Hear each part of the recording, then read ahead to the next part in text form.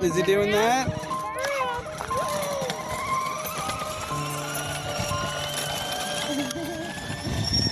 What do you think? You like it?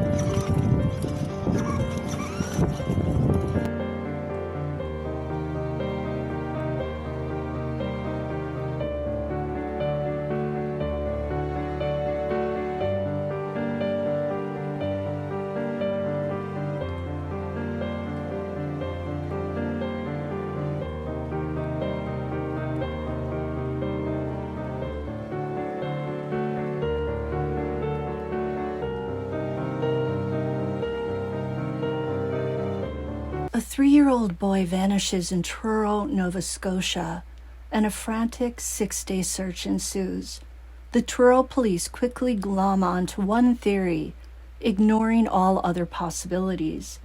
After finding a pair of rubber rain boots in a brook near where the child was last seen, the police quickly conclude he must have fallen in the water, been dragged by the strong undercurrent, and ultimately been swept out to sea. But the boy's parents are not convinced. They tried desperately to get the cops to open a criminal investigation. Thus begins a never-ending nightmare for the boy's parents. Welcome to Bed Crime Stories Podcast. I'm your host, T. Please like, share, and subscribe. If you've ever lost sight of your child for even a few seconds, you know the panic that quickly engulfs you. It's one of the worst feelings a parent can have. Imagine having to face that same panic each day you wake up. That's exactly what happened to 3-year-old Dylan Ehler's parents. Their nightmare was just about to begin. For this bed crime story, we have to travel back to May 6th of 2020. It's approximately 3 weeks after Dylan Ehler's 3rd birthday. Dylan has been staying with his mother, Ashley. His father, Jason, last saw him 2 days earlier. The parents are temporarily living apart. On this day, Ashley has driven over to the house at 321 Elizabeth Street in Truro, where her mother, Dorothy Parsons, and her mother's husband, Jeff, live. It's the first house off Queen Street, and it's owned by Jeff Parsons' parents. Ashley is dropping off Dylan so she can go and visit with a friend. As Ashley turns to leave, she gives Dylan a kiss, and she tells him she loves him. 4 days earlier, Ashley and her partner, Jason, had a domestic dispute that turned really ugly. Jason actually threatened Ashley and smashed her cell phone, which means that today she doesn't have a phone with her. Now, during that same dispute, Ashley used her fists on Jason. Somebody dialed 911, and both Ashley and Jason were charged with DV. A no-contact order was put in place, keeping Jason and Ashley away from each other for a cooling off period. Ashley stays in their home while Jason goes to stay with his mother. He last sees Dylan, as I said earlier, on May 4th. And although he doesn't know it yet, that will be the last time that he lays eyes on Dylan. Despite it being May, it's still really cold in Nova Scotia. That's why Dylan is bundled up in his camo winter jacket with a fur hood. You can see his irresistibly rosy cheeks. Dylan is, in a word, adorable. Below the jacket, he's got on his red dinosaur t-shirt. He's also wearing camo jogging pants and the gray and orange rain boots that his grandmother, Dorothy, bought him for Easter 2 weeks earlier.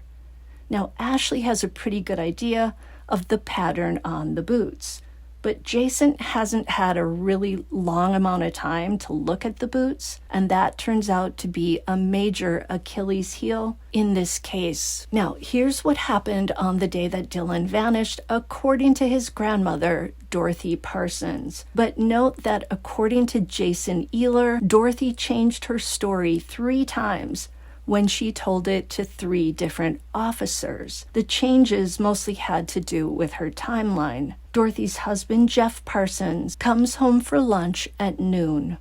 By 12:45 p.m., he's done, and he heads back to the car dealership where he works. Around 15 minutes later, Dorothy decides to take Dylan and her new puppy outside to the garden. She carries Dylan in one arm and she's got the puppy in the other. She navigates down the stairs, and once in the garden, she puts Dylan down. And he's standing maybe 2 to 3 feet from her as she bends down to put a leash on the puppy. For a brief moment, maybe 10 seconds, maybe 18 seconds, maybe as much as 30 seconds, Dorothy has her back to Dylan. According to Dorothy, when she pivots back around, Dylan isn't there, and he's not in the garden. She scours the whole yard, but she can't find him. And it's not a large backyard, so it's very odd that Dorothy didn't hear or see Dylan leave, especially given how close he was to her. Also, you'd think that the puppy would have barked. Now, when she realizes that Dylan really is not in the yard, Dorothy, instead of dialing 911, calls Ashley's father, Norman Brown. Dorothy also screams over to a neighbor, asking her to call the police. Some neighbors who overhear what's happening run by to a nearby brook. Maybe 10 minutes pass when they're at the brook and they don't see Dylan. When the police arrive, Dorothy tells them that her 3-year-old grandson has gone missing. Note that nobody bothers to call Ashley or Jason and let them know that Dylan is gone. Maybe they didn't want to admit that he was missing. Maybe they hoped that he would turn up and they wouldn't have to tell them that he went missing for even a short period.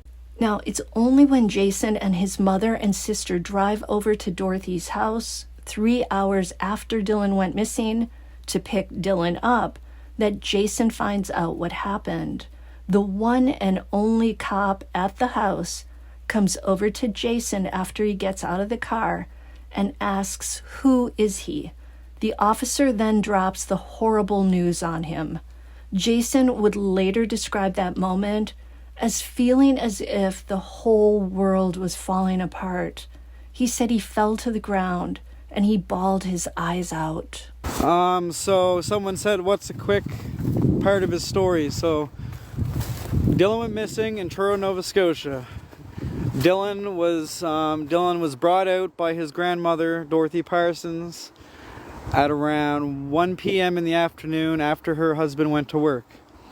She brought the puppy outside, she brought Dylan outside. Dylan was a foot to 2 feet away from the grandmother. The grandmother turned her back to tie a puppy on a lead, turned back, and Dylan was gone without a trace in Truro, Nova Scotia at 3 years old, being the youngest child to go missing in Nova Scotia without a trace. That's how Dylan went missing. He was being watched by his grandmother. I didn't even know that he went missing. I actually walked into it, me, my mom, my sister. We were trying to get a hold of somebody so I could pick him up. I couldn't get a hold of anybody. It was my day. So me, my mom, and my sister drove down to the grandmother's just to see if he was there before going to the mother's. And there was a police officer standing in the road as we were pulling up. I got out of the car. She said, "Are you Jason Ehler?" I said, "Yes." "Are you Dylan Ehler's father?" I said, "Yes." The cop said, "Your son's missing." And I said, "What?" And that's when I hit the ground, hit my knees, and I bawled my eyes out, and that's when the nightmare began. Shock kicked in. It was horrible. The feeling of not knowing where your child is. There are no words for what you go through. I'm trying not to cry with 500 people. It's a parent's worst nightmare. People say as time goes on it gets easier. It doesn't get easier. Not in this situation. The not knowing will drive you insane. It's made me stronger than I have ever imagined myself being. I have fought for my son for 4 years, almost 5 years straight, and I have not stopped one day. I've made videos, countless videos. I'm on podcasts, I'm on W5 News, I'm on Nancy Grace. We're doing a documentary movie. All we do is fight and fight and fight. It was no longer in the yard. So many what ifs, woulda, shoulda, couldas,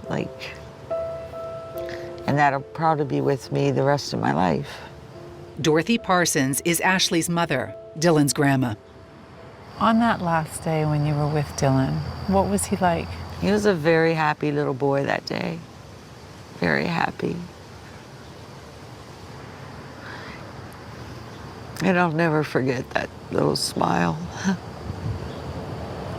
I'd do anything to get that time back. Anything. This is the last place where Dylan was seen. Can you walk me through what happened on the day Dylan disappeared?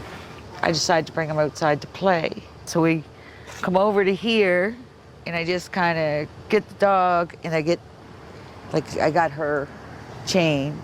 And then after I got her hooked up, I turned around, and he's nowhere. The police immediately focused on a brook behind her neighbor's backyard. Search and rescue crews battled high waters and raging currents before making a discovery that evening. Dylan's rubber boots. One was found in the brook, in Leper Brook, probably closer to the property that the family owns. And then one was found further down the brook. When the chief came in, he had a picture of boots on his phone. And when I seen them, I knew that they were his, and that was it. Back to Jason at the scene. He notices that there aren't any officers around on foot searching, and there also aren't any scent dogs. He's like, what the F is going on here? He asks if Ashley knows, and he finds out from her parents that they haven't told her and they don't want to. Jason insists that somebody go over to her friend's house, get her, and tell her. So Ashley's father, Norman Brown, heads out to get her. Once she's in his car, he tells her the news. She breaks down immediately, but she keeps saying over and over, he's gonna be found, he's gonna be found. The police immediately decide that this is not a case of a stranger taking Dylan. Therefore, they don't issue an Amber Alert. The Amber Alert is strictly used in cases where a child has been taken and the public needs to know to keep an eye out. The police quickly set their entire focus on a brook behind Dorothy's neighbor's house. It's called Leper Brook. On that day in May, the water is especially high, with a very strong undercurrent. The cops think it's likely that Dylan ran down there and fell in. 3.5 hours later, at 4:32 p.m., the police put out what's called a non-intrusive public alert about Dylan. It's 3.5 hours too late, and it's not far-reaching enough. We know that every minute that ticks by could spell the difference between Dylan being found or not found. Now, a friend of Norman Brown's, a guy named Doug Manital, brings his dog over to the property. He wants to help look for Dylan with his dog. He asks Ashley for something that belongs to Dylan, and she gives him a blanket. Then Doug walks all around the area carrying the blanket. He even goes down to the brook. This means that he actually contaminated the scene. This is just one of the many mistakes that begin to play out in the case. And in fact, he would later be charged for this. And some people even believe that boots like the ones that were found in the brook later were in a bag that Doug was carrying. But that has never been verified.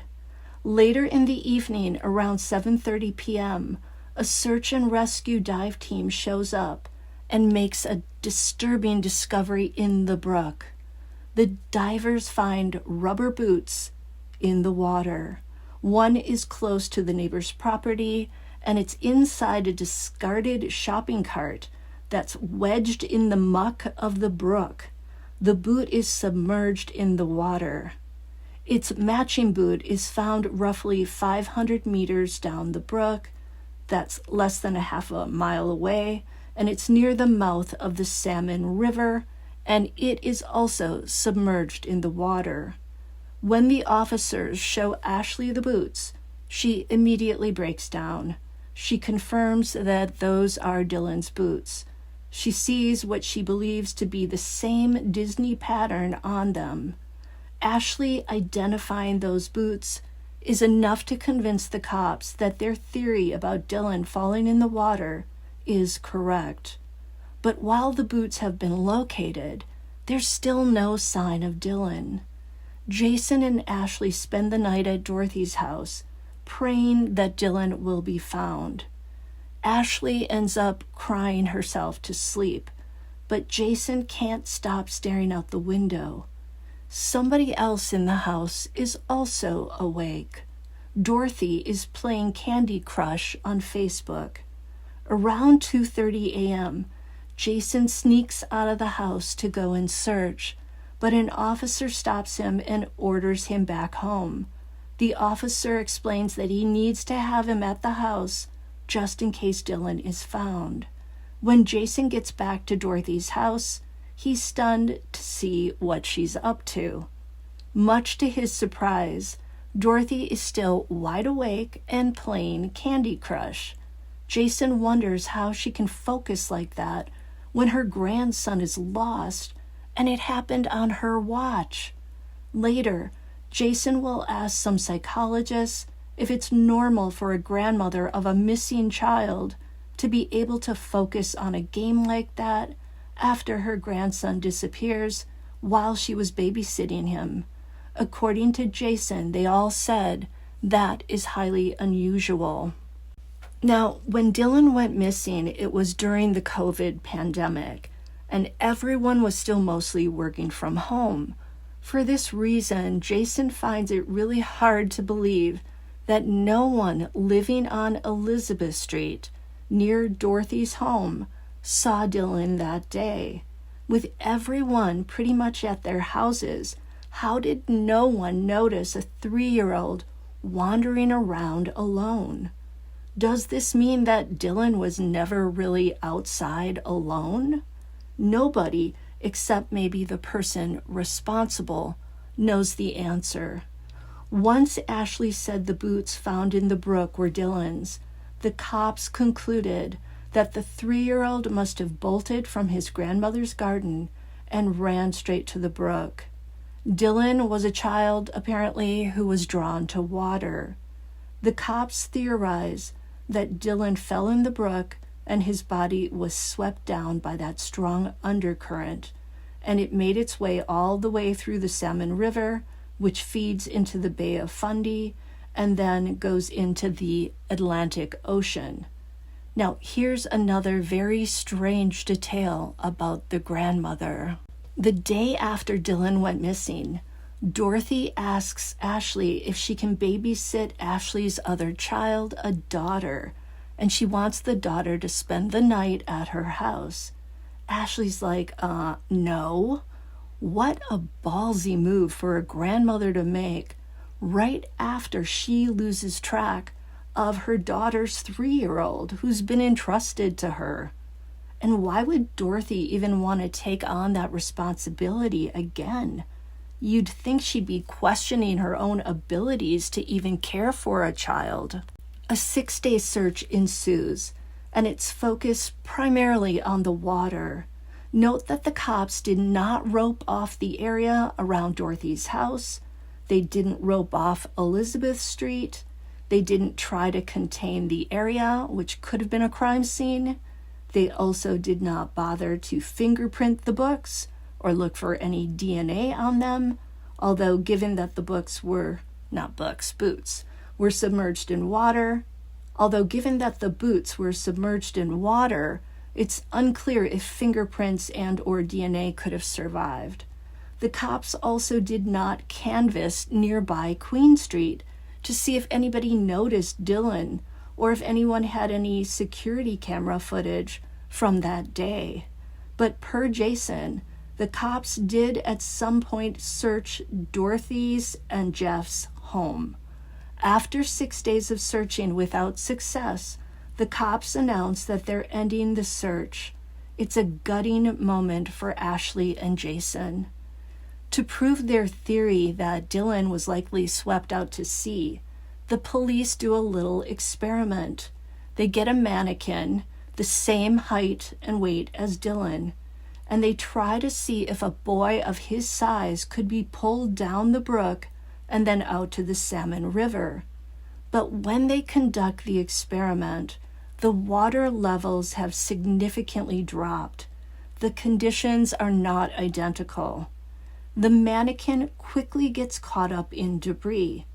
The police try this at least a half a dozen times, and each time the mannequin gets stuck on branches and other debris. To Dylan's father, this shows him that the brook doesn't have enough power to even push Dylan's boots down to the river. So how could the brook have pushed a heavier object, like his 32-pound son, down there and out to sea? Jason believes it couldn't. The drowning theory doesn't make sense to Ashley or to Jason. Adding to their doubts are Dorothy's various timelines. It doesn't seem plausible that Dylan could have vanished in such a short window of time, especially without making any noise, without the puppy noticing and barking. Also upsetting to Jason is the fact that Dorothy was acting strange when this all happened. She was very hostile to him, to his mother, to his sister. Why? At some point, a scent dog from the Nova Scotia search and rescue team hits on a spot in the brook. The dog begins digging in the muck for about 20 minutes. The cops wait until the next day to follow up on the hit. Jason secretly watches as one officer walks over to the brook, stares at the spot where the dog hit, and then walks back to his car and leaves. The police later tell Jason that hit was nothing. And Jason is like, "Is that what you call following up on a hit?" For some reason, the cops didn't want to check out that spot. They even prepped the guy whose dog made the hit, according to Jason. Now the guy was saying that the dog didn't really give the right signs, and Jason starts to feel like the cops are lying to him. News of Dylan's disappearance spreads quickly, and at first the community is super supportive of Ashley and Jason. Everybody rallies behind them. People are doing everything they can to go out and search and help the family. And in fact, a week after Dylan's disappearance, Ashley and Jason were able to announce a crowd-funded reward of $10,000 for information leading to Dylan. And that was all due to the generosity of the community. But as with all missing children's cases these days, when online sleuths hear about the case, they lap up every detail, and many of them begin doing their own investigations. Soon they discover the DV incident that Jason and Ashley had 4 days before Dylan's disappearance, and unfortunately that's not a good look for the parents of a missing child. And it's a detail that convinces some that one or both of the parents must be involved. This is when the cyberbullying begins. Then the online sleuths stumble on some questionable TikToks that Ashley has made. She made them months earlier before Dylan went missing. She made them for fun. In one of them, she has Dylan with her as she's mouthing lyrics from a television show. In the other, she's singing made-up lyrics to a song from Frozen, and the lyrics, unfortunately, mention hiding a body. Well, this convinces some that Ashley must have unalived Dylan. Only a mother with a cold heart would make such a TikTok, right? You ever just look at somebody and think to yourself, this mother's gonna be the reason I go to jail? Come on, we can't delay. What did you do? No one can see him on the floor. Get him out the door before he can decay. Even the cops changed their minds about Ashley and Jason at this point. They too find it highly sus that Ashley would make a TikTok with those lyrics. It's not long before the parents are being cyberbullied 24/7. This amps up their misery and their stress. Not knowing if Dylan was taken or if he really wandered off and fell into the brook, and not finding Dylan leave Ashley and Jason in a sort of limbo. Jason describes it as feeling like the same day over and over and over, and it's not a good day. With his son missing, Jason can no longer relax. It's like being on a never-ending treadmill, one where you can never stop and catch your breath. Jason says the only time he can breathe is when he's out searching for Dylan. Ashley and Jason have their own suspicions. They keep playing over Dorothy's story about what happened, and it's not making any sense. They feel that Dorothy is holding back information for fear of getting in trouble with the police.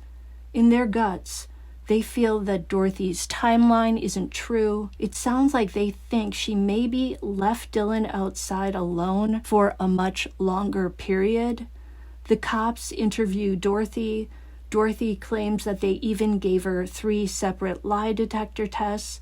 However, Jason says that she hasn't even taken one. At some point, the cops ask Dorothy to recreate what happened that day in her yard. The test shows that Dylan would have had to have disappeared in a period of just 18 seconds. But 18 seconds would not have been long enough for Dylan to bolt all the way down to the water. Unfortunately, Dorothy's behavior and words make her daughter Ashley no longer trust her. So Ashley stops talking to Dorothy, she stops calling her mother, and Dorothy isn't invited when Ashley and Jason hold a memorial along the brook for Dylan, and they put paper ships in the water. Dorothy claims that this broke her heart, and maybe it did.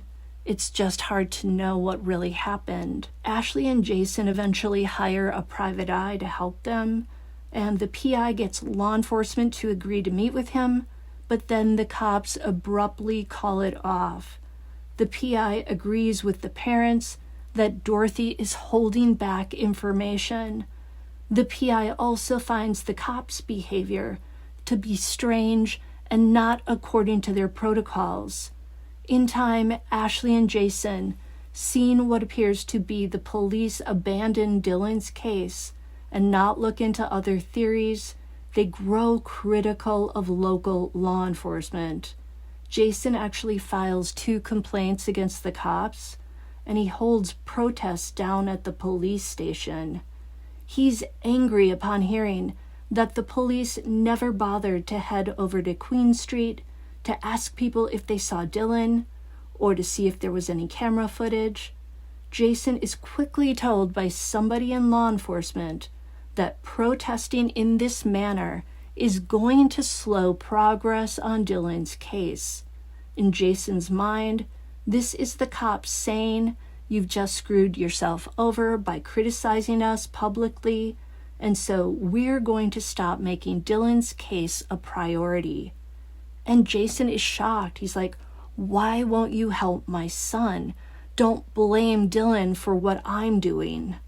Other nightmares play out as well. Crimes like these bring out the absolute worst people. Phony ransom notes show up at the Ehlers' home and on their social media accounts. The messages are from sickos demanding money for Dylan's safe return. Money the Ehlers don't have. One person goes so far as to doctor up a photo of Dylan to make it look like his face is bruised. Like it's not enough that Ashley and Jason have lost their child. Now they have to contend with criminal types playing on their emotional pain and their desperation. As the weeks turn into months, turn into a year, Ashley and Jason keep all of Dylan's belongings as they were on the day he vanished. His Christmas presents are still wrapped. Jason refuses to open his own Christmas presents until he brings Dylan home. Ashley and Jason eventually separate, and Jason goes on to become the most vocal and visible parent. He starts a YouTube channel and begins filming his searches. Eventually, the stress of losing their child undermines their relationship, and Ashley and Jason stop speaking. But now comes the plot twist to the story. Are those rubber boots in the brook? The ones Ashley identified as Dylan's? When Ashley and Jason broke up, Jason kept the boots, and he would hold them close to him as if they were Dylan. It was a way to sort of cuddle with Dylan. But it turns out Ashley made a huge mistake. Now, about 6 months ago, in late 2024, so 4 years after Dylan went missing, Ashley was watching an old home movie, and she noticed that the boots found in the brook that day, in 2020, were not, in fact, Dylan's boots. While they had a similar Disney pattern, they were not identical. This revelation crushed Ashley. She immediately called the police. Discovering those boots were not Dylan's suddenly changed the whole course of the investigation. Had the police known in 2020 that those were not Dylan's boots, it may have changed their conclusions about Dylan's fate. If someone threw the other boots in the brook that day, you have to wonder, who was it? Obviously, whoever did that knew what Dylan's actual boots looked like. So was it Dorothy Parsons? She, after all, is the person who bought the boots for Dylan. And then you have to wonder, if Dylan didn't fall in the water, what really happened to him?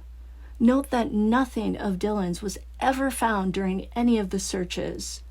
By the time Ashley figured out those weren't Dylan's boots, it was too late for investigators to go to Walmart to try and see if somebody purchased similar boots there on or before May 6th.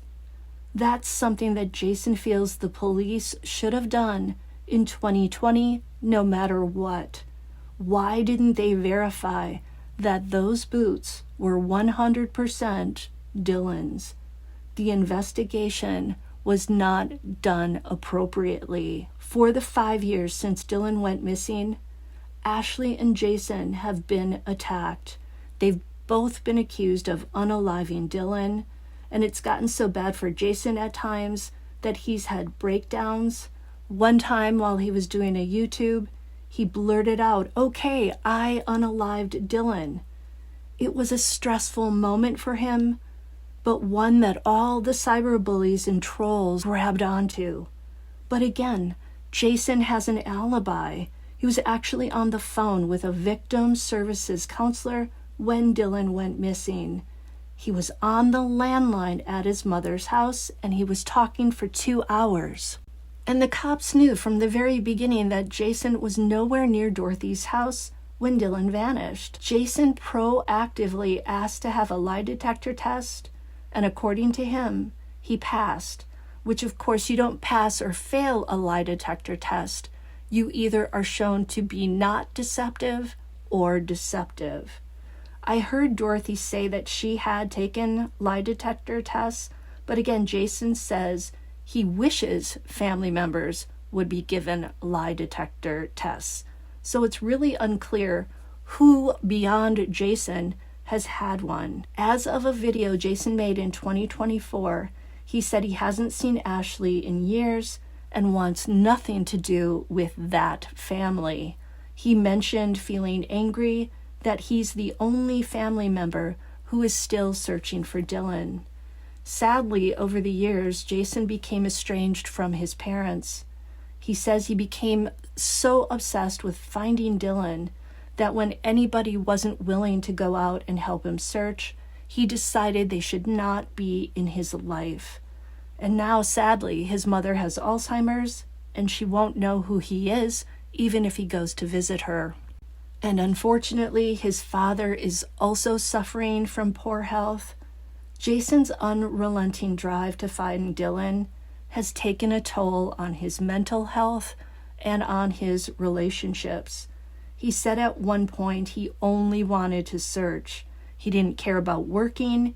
He just wanted to go out every single day and try to find Dylan. And hearing that reminded me so much of Sebastian Rogers' father, Seth. Seth seems to be now living Jason's nightmare. Now, in a recent video, Jason talked about getting the police to search that spot in the brook where the canine hit back in 2020. Apparently, an official search has never been carried out on that area for whatever reason. Jason now believes that the Truro police messed up the investigation early on, and they didn't want to expose all of their mistakes. According to Jason, the Truro police broke 8 to 9 of their own protocols during their work on Dylan's case. One of those was them failing to devote all of their human resources to searching for Dylan right after he was reported missing. So the question remains, what happened to Dylan? Is he alive or is he deceased? Did he accidentally fall into the water? And did Dorothy not want to admit it for fear of being charged with negligence or manslaughter? It doesn't seem likely that Dylan fell into the brook, given all the debris that would have snagged any large object, and given that the boots were found in the brook weren't Dylan's. It doesn't seem like a coincidence that that happened. So who put the boots in the brook? And where is Dylan and where are his actual boots? Dorothy's timeline is implausible, and it's very strange that she would not have heard Dylan wandering off or possibly being taken. Could that explain why she was, at least according to Jason, so cruel to him and his family right after Dylan went missing? He claims she even gave him the finger one time when she saw him putting up posters. Did Ashley harm Dylan?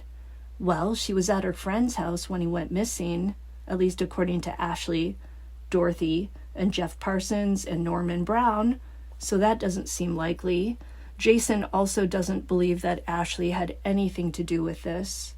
And again, whether you think Jason Ehlers is a good or bad person, he was at his mother's house when Dylan disappeared. Did somebody take Dylan? That's a definite possibility. At the time that Dylan went missing, there was a halfway house within minutes of Dorothy's house.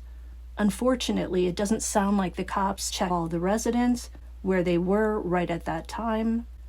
But of course, you don't want to just blame people who live in a halfway house.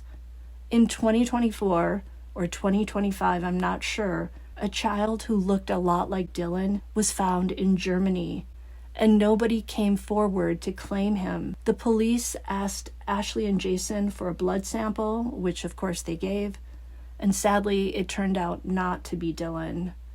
When I was researching this case, I wanted to see if trafficking was a problem in Canada, and it turns out that people being taken for purposes of trafficking is a big problem in Nova Scotia. In fact, Nova Scotia has the highest rate of these incidents in all of Canada, and it's because of its geographical location. It's easy to move people over water to other parts of Canada, so it's not out of the realm of possibilities that Dylan could have been taken. Now, while it's been 5 years since he went missing, according to Jason, the Truro police still have the case open, and there's one detective assigned to it. And just this past week, the Truro News published an article about a new search for Dylan, and it's going to take place from May 31st to June 1st of 2025. The organization, Please Bring Me Home, will be conducting this search, and they're asking for volunteers. Nick Oldreive, the executive director of the organization, told the newspaper, quote, "We've been involved in supporting Dylan Ehler's family since pretty much the onset of his disappearance, but we've never been able to conduct a physical search because we really didn't have the information to assist. We feel confident that we have enough information to conduct a search in areas that maybe follow a different theory than the river, end quote. Oldreive went on to say that the search team will be searching relatively close to where Dylan was last seen. And I'm assuming that would be the grandmother's house. He went on to say that they won't be searching specifically on that property. I don't think the grandmother would allow that, but it's going to be in that general area, like 100 meters close to it. And 100 meters is a distance equal to approximately 328 feet, which is about the length of a football field. It's also roughly 109 yards. So that's pretty close. It sounds like the organization have reason to believe. It sounds like the organization may have reason to believe that Dylan is near Dorothy's house. The team also plans to search Leper Brook, but instead of following the flow of the river or the water downriver, they're going to follow it backward upriver. They also want to search on the railway and the roads. In addition, they'll be looking at one part of the Salmon River. Oldreive is quoted as saying this: "We're going to look at one area involving the river where, according to some experts that we've spoken with, where some items would wash up if they come out to the Salmon River. So we're going to go and put a bit of focus on that as well." End quote. This search, by the way, has not been sanctioned by the Truro police. Instead, it's a private search. Oldreive also mentioned Lilly and Jack Sullivan, who are also from Nova Scotia. He said it's difficult coming to an area to search for somebody who's been missing for 5 years when these two young children went missing less than 2 weeks ago. It's hard to think about, he said, but I wish the people who are out searching and running that investigation all the best of luck, and I hope they can locate those two kids. Now keep watching this video to see a 10-minute video of Dylan's father, Jason. He will take you on a tour of the area where Dylan went missing. It's very interesting and you don't want to miss that. Now, if you want to assist in the search for Dylan, you can email search@pleasebringmehome.com. That's search@pleasebringmehome.com. And I will see you guys next time on Bed Crime Stories. Smash that like button. See ya. So I decided to go live before I start my search and show you guys the area Dylan went missing. Dylan Ehler is the youngest child to go missing in Nova Scotia without a trace. This is Leper Brook, where the so-called boots were found. Not long ago we found out that his boots were identified wrong by his mother, so they're not his boots. But this is the brook that everybody talks about.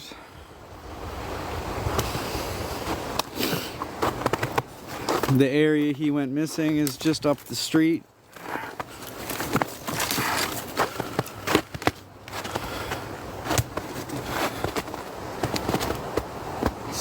It's really different right now. There used to be like a beaver dam type thing right there.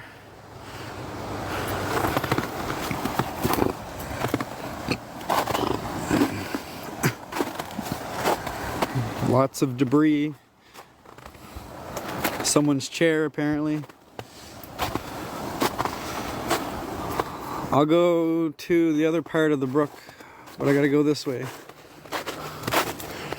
So I'm in Truro, Nova Scotia, at the end of Elizabeth Street. Dylan went missing at, I think it's 321 Elizabeth Street, so the first house on the corner of Queen and Elizabeth.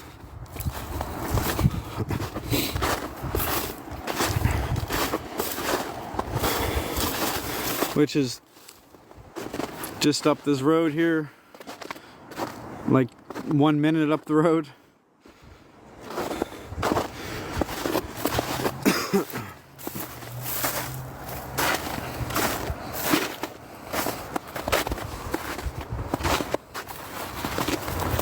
How's it going, everybody?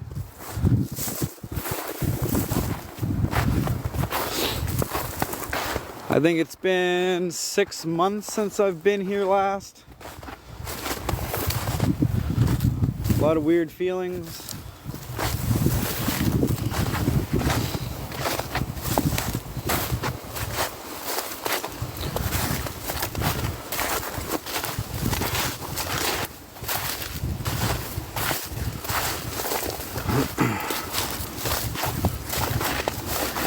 So Dylan Ehler was playing at his grandmother's backyard where she looked away for a brief second to tie a dog and Dylan vanished.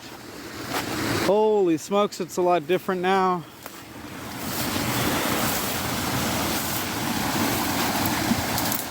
That was a tree. Let's see if I can zoom in. That was a tree that was crossing the river.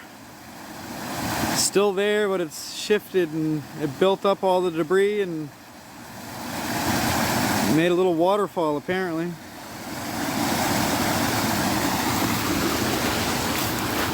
That's the train bridge where that first boot was found, or his second boot was found, but like I said, they're not his boots now as of 5 or 6 months ago.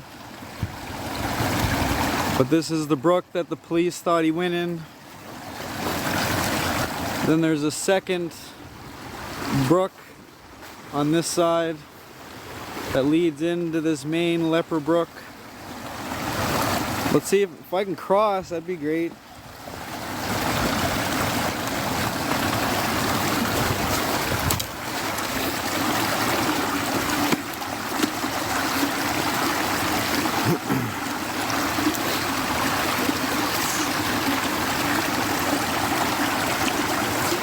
Down there's the train bridge. I guess I could walk up the street a little bit and see the house he went missing in. I'm not going to go near the house though.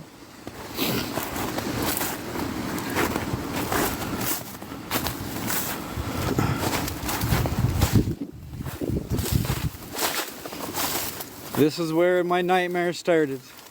Dylan's nightmare, my entire family's nightmare.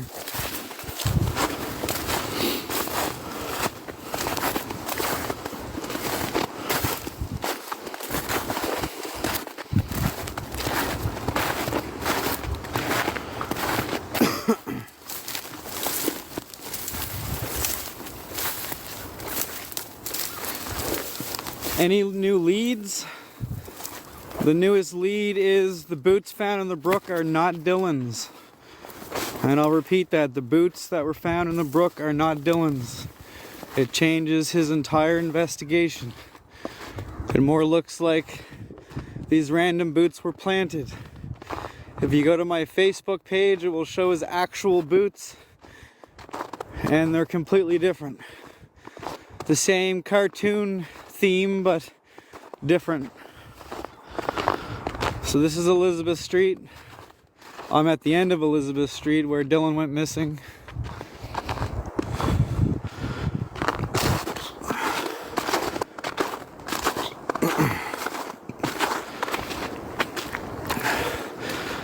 This is the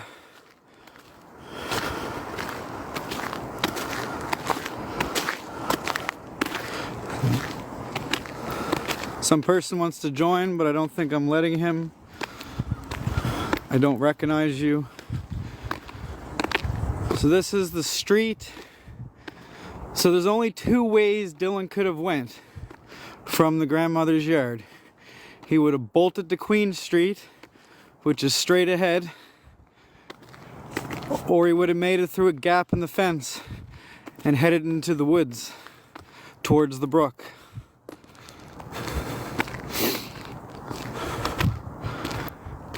This is the actual area. It's pretty well the same as I remember. The blue house at the end, the big blue house, that's the house he went missing. I'm not going to get any closer because I don't want to. See the fenced in area? That's the yard he went missing in.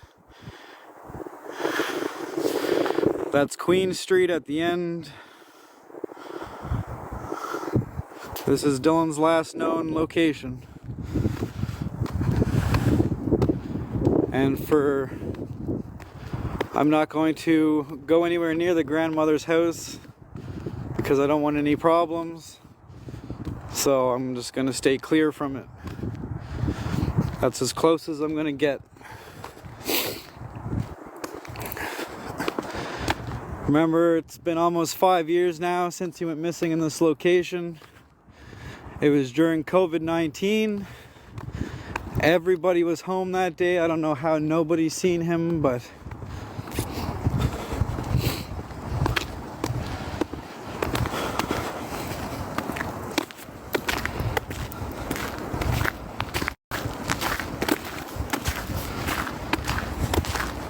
gives me the chills just being here.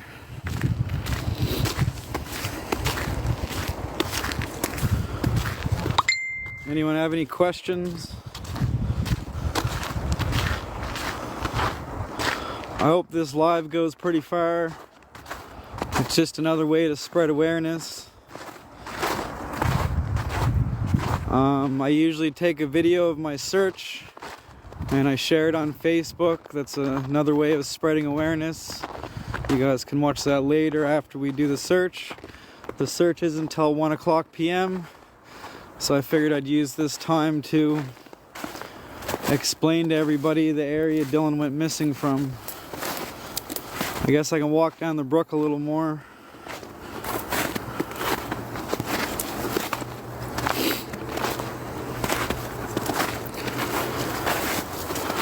Thank you for all the hearts. Keep on tapping the hearts. It pushes the video further. You guys don't have to gift me. I'm not looking for that. But if I were to get any gifts, they would just go towards posters and anything Dylan.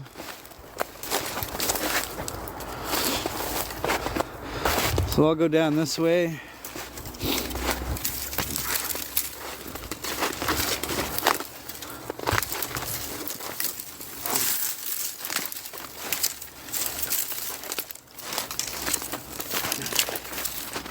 Let's see if I fall through some ice or not today.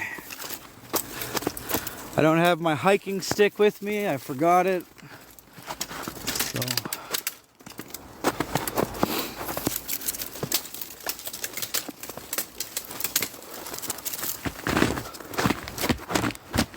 looks like some ice here.